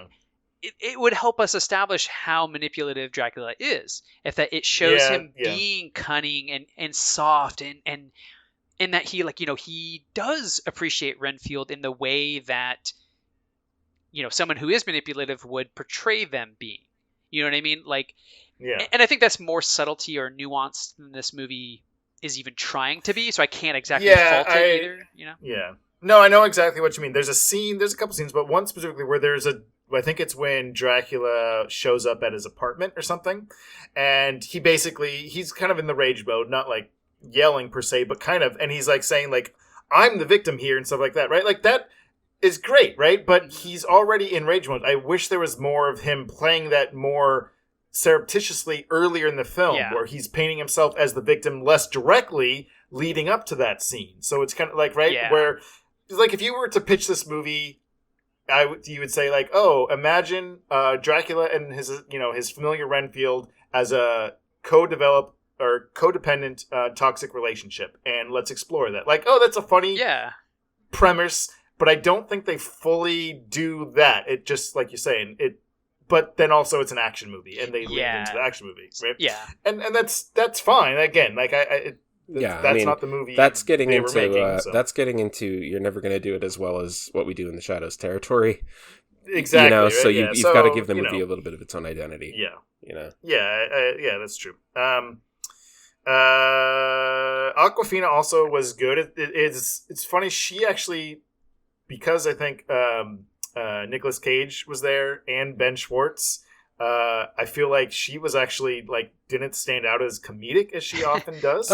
She was quirky and like played herself well, but it is just like the Ben Schwartz character is like kind of playing the Awkwafina character, and Nick Cage is kind of taking up some of the oxygen, and even Nick Holt, who I generally enjoy in everything, he had definitely a good comedic. I think he played a good Renfield, even if he wasn't like the standout highlight of the film. Right. I think he did a good job. Yeah, no, I was almost like, because compared to the other ones, I was like, oh wait, is Awkwafina the straight man in this movie? What? What reality is this? Yeah, it worked for me though. It was nice. Yeah, I actually don't. I think that this movie had a really good ensemble. I was satisfied with the ensemble and how much screen time they had, and the different flavors that they brought to the table. I really liked the cast overall. I think overall you're right. Yeah, it's good. Trying to think. So there's one or two beats also that, and this kind of goes into some of the relationship or kind of character stuff, is the relationship between Renfield and Awkwafina. I think maybe that also something that I didn't fully buy, and maybe this is trying to be too myopic about something that obviously this film isn't like, so much about that. But there was a couple beats where it's just like, oh, you betrayed me, or I don't trust you because I just saw you murder some people, but then I just trusted you after I saw you murder these people. And like, you know what I mean? Like there's some of that stuff, and that's what I was kind of talking about earlier, where like in between these cool scenes or action scenes or cool Dracula scenes, there's some other stuff that doesn't quite like add up as much to me. And I think that was some of the biggest, the guiltiest elements of the film in that regard, for me anyway. I know exactly what you mean. But it didn't detract from it so much for me. Yeah. I don't know. For a movie that is a fun, overly violent, goofy, casual movie, I don't know how much more depth that we can go into it. Exactly. For sure. And one other tiny thing I want to note. At the beginning of the film, it opens with like the retro old style Dracula style stuff. Yeah. Right? Where it's black and white and the key line, and it's like the old like the old Dracula film and Nosferatu and stuff, which I thought was kind of a cool thing, but I wish they kind of kept that thread going as well. Like during the closing credits, it kind of had like this 70s grindhouse vibe to it. Right. But I wanted something more throughout the film of like homaging other vampires or Dracula films or something, where they felt like, again, they set something up and never fully, realized it. Yeah. I like that when they do that in the What We Do in the Shadows show, when they'll take old paintings and artwork and manipulate them a little bit while they're explaining events. Like that painting doesn't have anything to do with what they're talking about, but it fits the style or the tone of whatever the story is. And to comedic effect most of the time. Just a thought I had. Yeah. They had an opportunity for that to hear, for sure. Yeah. Okay. Yeah.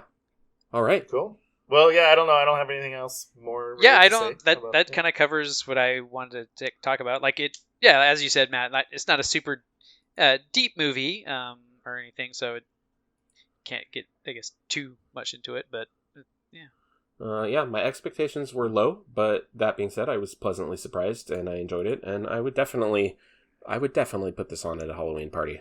I would definitely have a creepy movie night. Like, in fact, I was like, if this Halloween, I'm sure it's gonna be streaming somewhere, and it's like, seems like perfect. Good, good Halloween. Come on over then. Not the listeners, just you two. All right. Yeah. I'll bring all the pancakes we could eat. Excellent. Oh, pancakes. Oh, pancakes aren't sealed. Nope, you can't bring them. I had pancakes for dinner. Eggs? I just had pancakes like a couple hours ago. I thought, you know what? I did think about eggs because they are naturally sealed, but yeah, I'll try it. I don't know. That seems like a gray area. Nah, you know what? They I probably know. won't, just because, like, no, because you can throw that too easily at the artist. Oh, yeah, you you're know right. what I mean? They're not Like, gonna allow yeah. it. Yeah. But speaking of pancakes, Yeah. one of the things that we did get were these like individually sealed crepes. So I want to know what people think. Like, are you eating a crepe? Yeah. How did you get a crepe? I packed it. Anyway. Cool.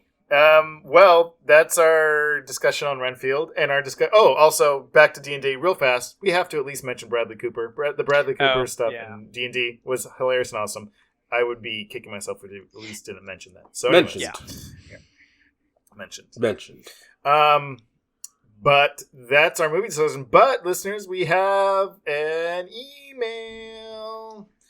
So thank you, Kev, for writing us an email. We have he wrote in. Listeners, write in to yumchunks@gmail.com if you want to be read on the air and have your thoughts percolated around the world. But yeah, Ryan, I think you're going to read what Kev said. Yeah. Okay, so the subject of the email from Kev is Mayor EO. Like okay. Captain EO, but he ran for office. He's a mayor now. Mayor. He's retired from the military. He's now running for office. It's a good strategy. It's worked in the past. Anyway, loving the Mario episode. A lot of great discussion with a lot to think about. Hence this long-ass email. I want to gently and lovingly push back against an assertion made by Chewie in this episode, that film is a storytelling medium. I would argue that film is an art form first and a vehicle for storytelling second. Films with very little or no discernible story can be great works of art. See, for example, the recently elected #1 film of all time and last year's Sight and Sound poll, Gene Dealman, 23K du Commerce. This is why I let you read the email. Okay. 1080 Bruxelles, a 3+ hour movie whose... That's not part of the title. New sentence. Yeah, this is... Okay, that was the title of the film. But now he's saying that this is a 3-hour+ movie whose entire story can be summarized in a single sentence. Its merit as a work of art is, of course, subjective and an interesting topic of debate among film snobs lately, largely because of the Sight and Sound poll. But according to the standard set by recognizing film as a storytelling medium, is a bad film. In fact, I'd venture to say some of my own personal favorite films have what could be described as nonsensical plots, or at least very opaque and hard to follow plots. See Mulholland Drive. Now, I want to follow that statement by saying, of course, everyone is going to evaluate films based on what's important to them, and that'll be different for everyone. To my mind, there's no such thing as objectively good or objectively bad when it comes to any work of art. Even the most commercial art imaginable, see Mario. Yes, we have certain expectations and ideas about what makes a movie or a story appealing, but even those aren't necessarily universal. And we often find that the most exciting works of art are the ones that break the rules we've generally agreed upon as a culture. I cannot believe that you guys got into a discussion about criticism in general in this episode, because that was totally where my mind was going before you guys even brought it up.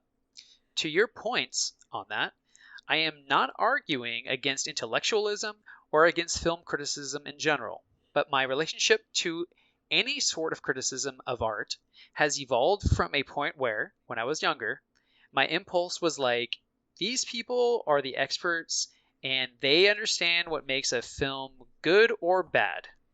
To now, it's more like, yes, these people are experts, but the fact of evaluating art is inherently completely subjective. So even if something meets the standards our culture has agreed upon of a good film, that doesn't necessarily mean it's something I'll like. I want to be clear that I love having these discussions, and I think there is value in them. I just don't stake my beliefs or feelings about something on the notion that there is such a thing as an objectively good or bad film, so much like I used to. And I don't necessarily allow critical consensus to dictate what I choose to see quite as strictly, although it's usually still a pretty strong factor. I also want to...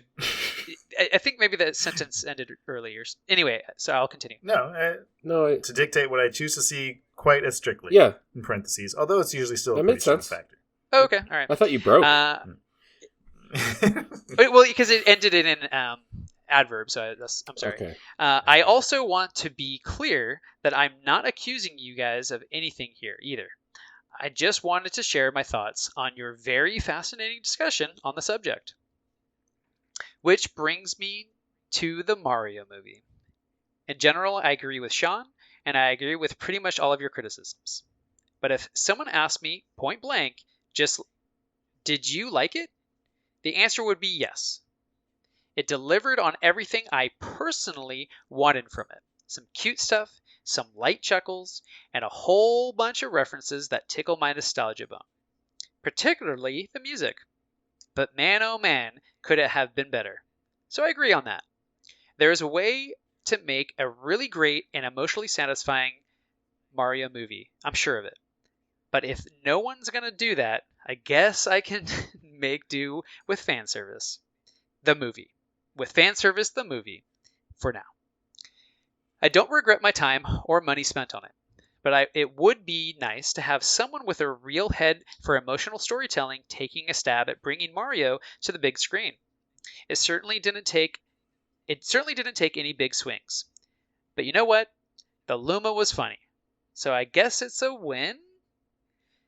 That or I've given up on wanting more from my big budget Hollywood fare. It's probably that. Anyway, I kind of feel like I basically just repeated a bunch of stuff you guys said in the episode back to you. But oh well. Take heart. It means your discussion excited me enough to write to you about it at length. You are right, though. You guys are curmudgeonly. And I wouldn't have it any other way. Heart emoji. Kev Young. Thanks, Kev. All right. Hooray. Oh, good. You wouldn't have it any other way. Excellent. Okay. Because I have some things to say about this email. And I say them in the most lovingly way possible. But... and gentle. Yeah, if you want to be gentle and lovingly push back against, I'm going to have to forcefully, hatefully shove back.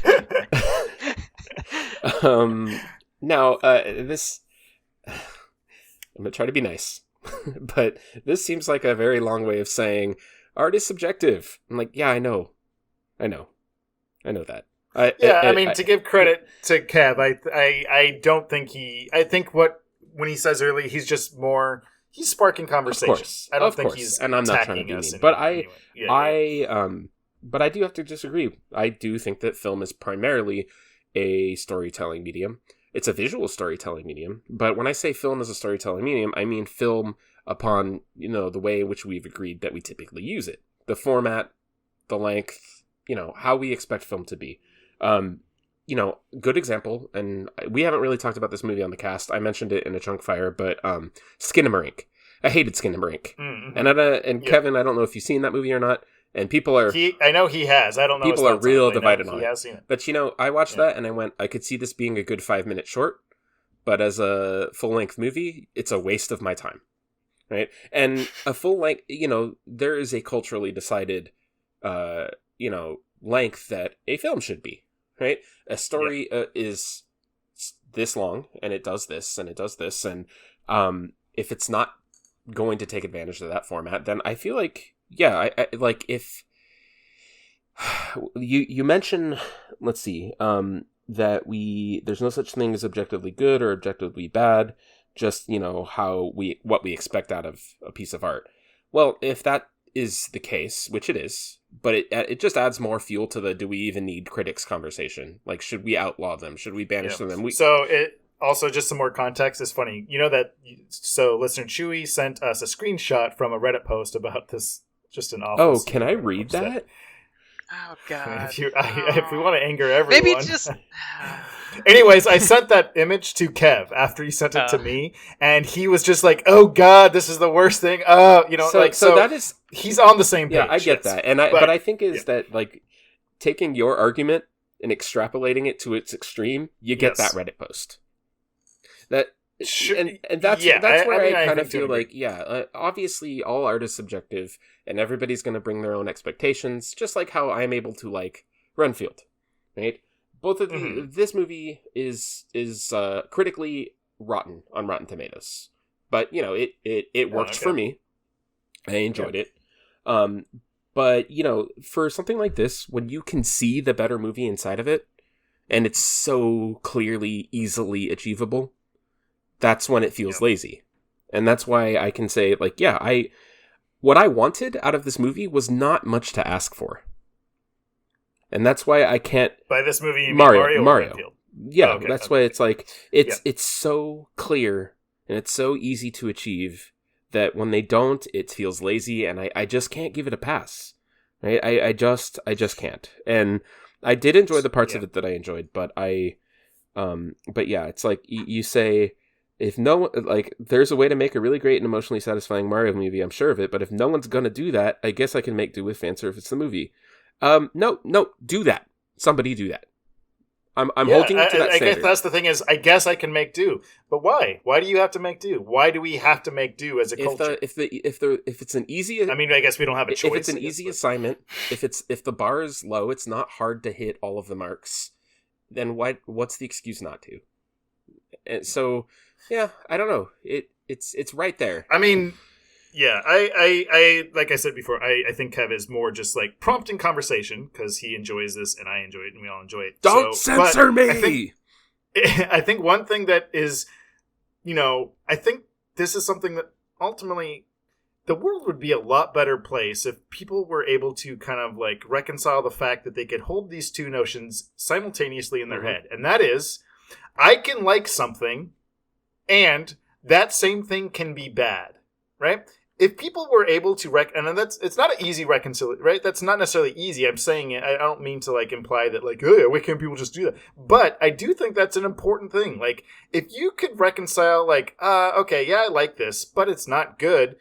How much of just like animosity and just like internet hate would just like dissipate? Like, and the other thing too is that who cares? That's the other thing. Like all this like. Critic debate of critics aren't like what if you like it, why do you care what the critics think? You caring what the critics think, I think I even said this last episode, is implying that their opinions are better than yours, right? Like to an extent it's like you just want your opinions to be as good as theirs. I don't know, like it's just this weird oxymoronic kind of idea. I don't know, it's hard left turn, but Jenny Nicholson, YouTuber, did a review video on Star Wars Galaxy's Edge, the theme park land. Yes, I'm hijacking this conversation again. But she was talking about how in the plans, there was plans for free roaming droids that would just kind of go around and interact, and they were cut because of budgetary reasons. And she says in her review, I have to mention this because I feel like if people don't know that we could have had free roaming droids, then we're not like holding Disney to their standard. Like, you need to know this is what we could have had. This is what they took from us, and like they could have, and we could have ended up with a better product. Like, and I feel like us being curmudgeonly and nitpicky with the Mario movie is doing the world or the 14 people who listen to the episode a service by saying, "Look, this is what this movie could have been. Like, come on, like this is what it could have been, and it wasn't that hard." I mean, I'm glad that we did the D&D right after Mario, because I do think these are like you could do a case study on adaptation. I mean, we talked about it, but I think there is an example. D&D is not going to win any Oscars. It's not an art house is not making Sight and Sound's top 100 films. Like, right? That's not what we're asking with the Mario movie. That's not what we mean when we're like, why can't the Mario movie have these nuance? We're like, no. I don't want Mario to have a woman doing chores for 3 hours on screen. Right. But it could be D&D. Yeah. We could get a Mario D&D. You know, like that would be an improvement. Still you say quality. I guess I can make do with fan service the movie for now, but they're not going to reboot another Mario animated series. This is what we get. You know, and I think to an extent, you know, it's easy, like, oh, you guys are just being curmudgeonly, and yeah, that's fine. But I mean, we're obviously doing it on the Mario movie because, hey, guess what? You think we would care as much about a kind of bad Mario movie if we didn't care about Mario? Right? Like, you know what I'm saying? Like, I know that's potentially leads down some toxic avenues, like, oh, we're the gatekeepy kind of stuff. But the reason that we, you know, are curmudgeonly about a Mario movie that could have been better is because we all are huge Mario fans. We have talked about Mario multiple times on this podcast. I am staunchly of the opinion that Mario deserves a better movie. And I think I think that can summarize most of my thoughts about why I'm being so harsh on this. And Kevin, I really mean no offense to you, but I also really feel passionately about this. I love Mario. I have my whole life. I feel like it deserves a better movie, and I feel like it would have been very easy for them to make that movie. Yeah. And that's where references are not mutually exclusive with characters, storytelling, setup, payoff. You know, I'm not willing to give it a pass so easily because it did the bare minimum. Like, no, thank you. I'm sorry. C-. You passed, but don't be proud. Yeah, I mean, and I guess the other thing is maybe to kind of go in the opposite. It's not like Mortal Kombat Annihilation bad. So, you know, maybe us being so curmudgeonly gives us the impression that, like, we thought it was The Room level bad. Like, no, not at all. Obviously, it's a movie. Yeah. It's a movie that looks like a movie and it feels like a movie at least, right? We're not saying it's a train wreck or something. As curmudgeonly and nitpicky as we were on the movie, I feel like we also heaped a good amount of praise for I was actually and gave saying credit where it was due. Thought we were pretty glowing on parts that I thought deserved it. So yeah, I don't know, but like Kev said, that was a great episode. That was one of my favorite discussions we've had recently. So I'm glad Kev thought so and got people talking. I hope you or nobody else takes this as a means to not email again because I'm still curmudgeonly about this. I mean, please don't take it personally, but I do feel like I need to make sure that my feelings on this are known and they are put on the internet because that's what middle-aged men do. It's important. Yeah. Well, so one little comment on all that. I think I like everything you guys said. I didn't really chime in, but I agree with everything was said. And I think, I forget who just said it. I think Sean, something about just kind of sparking the conversation and it provokes conversation.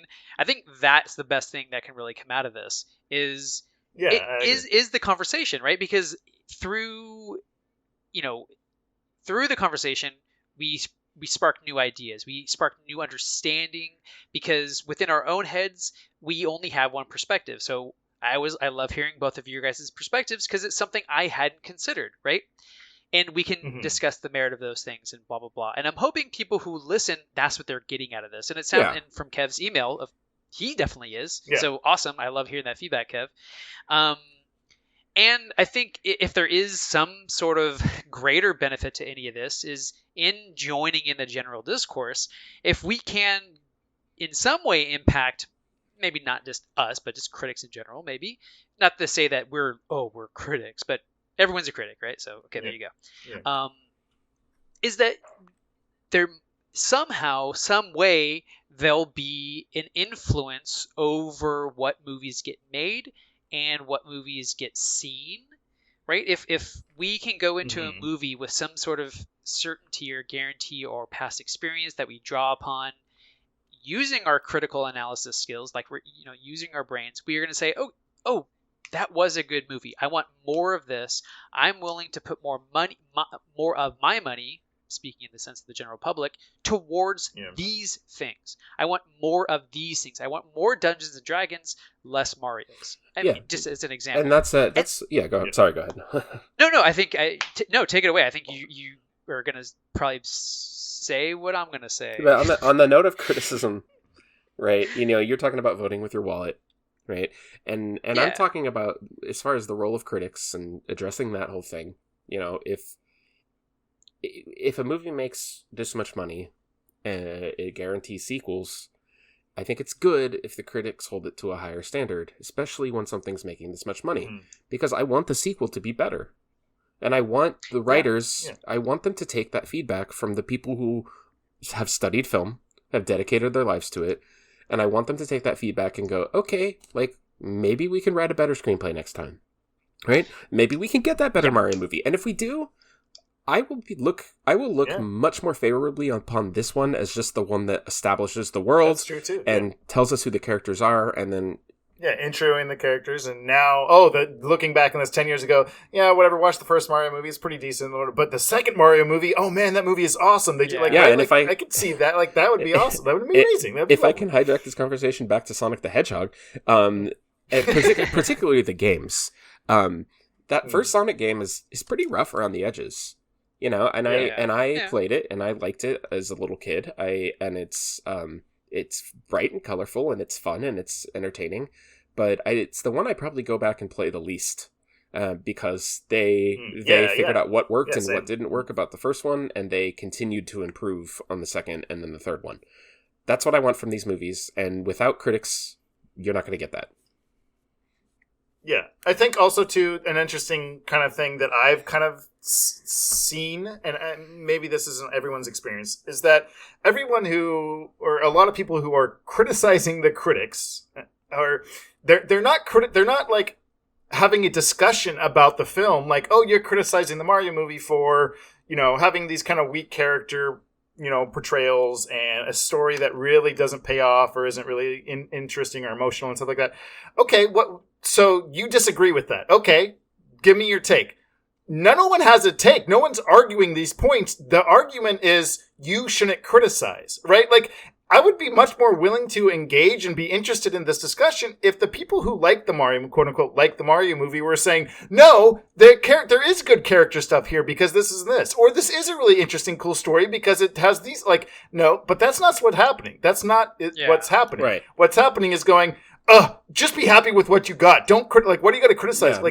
That's a very dangerous the most common avenue the to most go common down. defense I hear is it's a kid's movie. It's fun. I didn't need a big story out of it. No, that's not.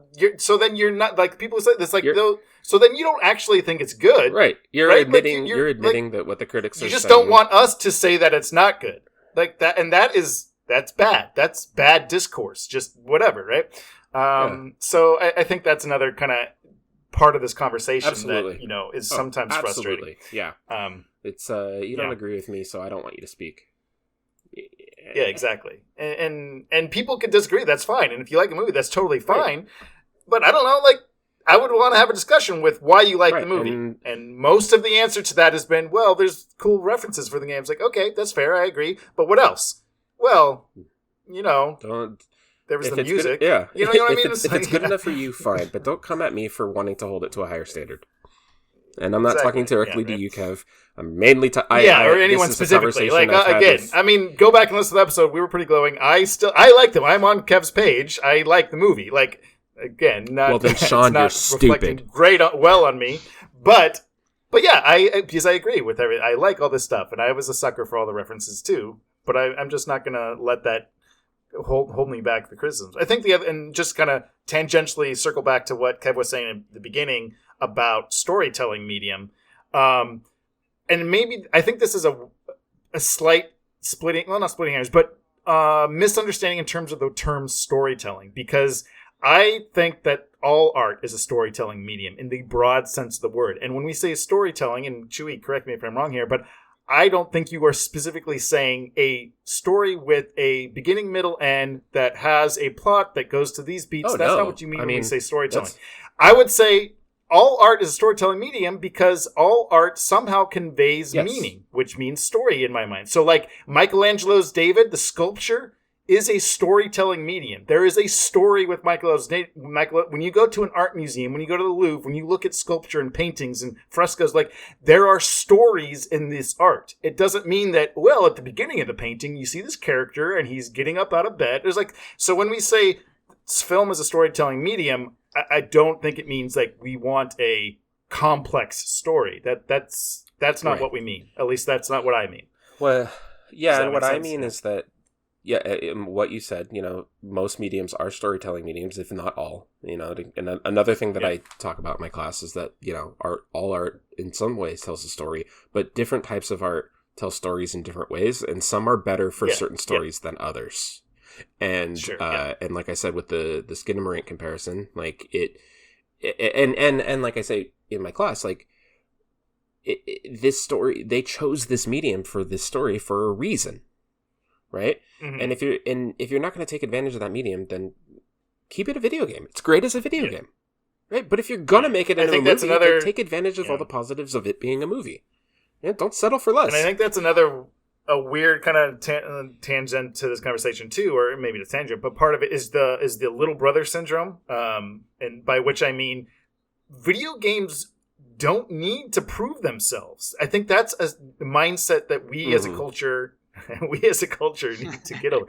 Like just because something is being made into a movie does not mean like, oh, now it's legit. Like, no, you know how much I've got just as much value from playing games as I have from reading books, as I've had to listen to music to play, right? Like, just because something is being made into a movie does not mean like it's now somehow being better or it's graduated. Yes. Why does Mario need to be a movie? Why cannot we experience it on every level to its maximum potential in the medium that it was made for? That is as a video game. I'm not saying you can't adapt things and that there aren't ways and important and interesting things you could do with adaptation, but the adaptation for the sake of adaptation, or this idea that like, oh, it has to prove itself. No, that's you're already, in my opinion, fighting a losing battle, because it's coming from a place that I don't agree with. Right. Yeah, we talked about that a lot in the topic of Avatar, about how it's different, but about how like, oh, but this time it's going to be live action. It's like, does it need to be? Maybe it was already the best medium in the first place. Exactly. It's saying, exactly. Like animation does the same. It's like, oh, it's just like, oh, what if we got a live? It's like, why? Why do you want a live action? Well, because then we could see it in their, they have skin cells. I mean, like like on a similar topic, they just announced that they're rebooting Harry Potter. They're going to do a live action series, and every book is going to be a different season. I'm like, okay, I happen to think that movies in that case is not the best form. In my mind, a series that is animated, for me, would be the best way to do that story. Yeah.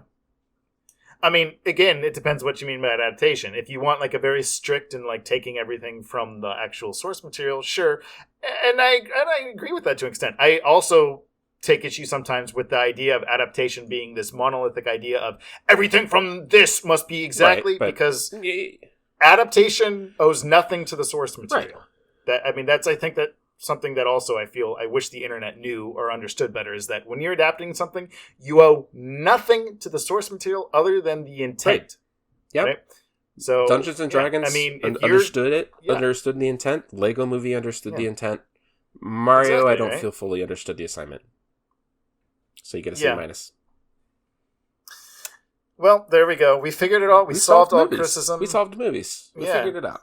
Yeah. Also, I think there are such things. If as long as much as something can't be objectively good or bad, we can still have standards, right? Like I think that's what you're getting into. We don't it can't be turned into a nebulous. Everything is the same. Everyone's opinion matters. Your opinion is 2 + 2 = 3. It's all the same. There's no objective reality, and I know I'm being very extreme here, but there are standards exist for a reason, art form. And I agree with them. It doesn't. I agree that there's no such thing as a perfect film or objectively good or bad, but we could measure standards. It doesn't mean that the standards can't be renegotiated and rewritten over time gradually, but I do think that they serve a purpose, and I do. I find that I see the value in them. So Kevin, thank you for writing. I do. We should have a whole episode where Kev just writes emails and prompts discussions from us. Right, that should just be the whole podcast. It really could. But no, I do respect your opinion. I don't agree with it, but I do respect it, and I appreciate it, because, as you said, it sparks some really good conversation, and that's the best kind of conversation there is. So, thank you. Can you top Kev's email, listeners? Give us something to talk about that tops Kev's level of discussion allow me prompts. To violently shove back at you. I'm gently holding you, Kev. I'm not violently pushing you. I'm gently hold. Extravagantly kicking you off of Extravagantly. Yes. Flamboyantly kicking him off of a bridge or something. Yes. Adjectives. Okay. Yes. Cool. Well, yes. Thank you for the email. And wow, we're under 2 hours. If we stop right now. Yeah. All right. Well, let's get to it and stop soon. Thanks for listening, everyone. We may be taking a few weeks off because of vacation or busyness. I'm actually going to be out of town for a little bit, so it might be a couple of weeks, but we'll be back with Guardians of the Galaxy probably. Yeah. What else is coming up? Flash is coming out in a couple of weeks. Other things are down the, May. May is summer's the around start the of summer for listener, Hollywood. So yeah, give us a few weeks to get our bearings and get prepared. And Ryan has to recover from Coachella, dying. or hopefully if he lives, survive. yeah. And well, I need my familiar to fetch me bodies. I'll be fine. So Sean, don't forget to you could bring bugs. Bring sealed crickets, Ryan. Don't forget to publish the job application for replacing Ryan's role. Just in case. You get paid and, you don't get paid. I guess. Friendship. Say that. Friendship, yes. Okay. Yeah, anything else? Bye. We rolled a critical hit. 20. Nat Dungeons. 20. Nat 20. And Dracula sucked our blood. There we go. We got both. C-, Sean. C-. Okay, I know. I didn't. All right. Good night, everyone. I'm not proud of it. Nice. Bye. This has been After the credits. a YumChunks podcast.